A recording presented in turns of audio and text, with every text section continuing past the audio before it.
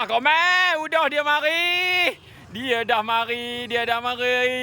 Guru. Apa ikan Komen? Ya Allah. Dengar kata air sungai surut. Ha? Alhamdulillah. Apa? Banyaknya Komen. Ya Allah. Berapa hari dah Komen tak boleh cari rezeki ni, ha? Dah dekat sebulan ya, air sungai surut. Lama dah tak ada video. Sekali Omar. Cuci pasur. Sekali. Labuh mulai awak habis atas pasur. Labuh pertama atas pasir. Lama lawang. Okey, mantap. Okey.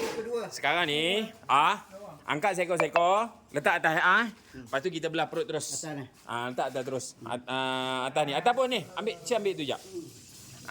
Warna hitam ni. Okey, angkat seekor-seekor timbang seekor-seekor Okey, timbang seekor-seekor. Okey, 1.25 kilo 1.25 kilo lawang. Jap. Kita tahu balik. Yang ini 900 gram. Yang tadi 1 kilo. Berapa? 1 kilo 3.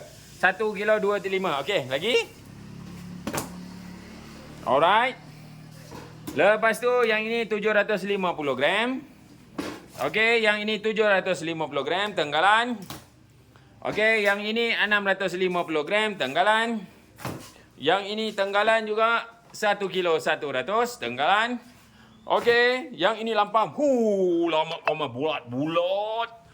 Ini lampam Jawa ni padu koma 1 kilo 300. Lampam Jawa lagi ya. Bulat juga 1 kilo 200. Okey, sebarau. Okey, 1 kilo 100 sebarau. Okey. Ikan habis bungkus tu. Ikan okey 700 gram. Okey, kelabau 1 kilo 350. Okey, dan last sekali kelabau 1 kilo 700. Mantap, rezeki tak salah alamat. Mantap Pak Abu. Mantap.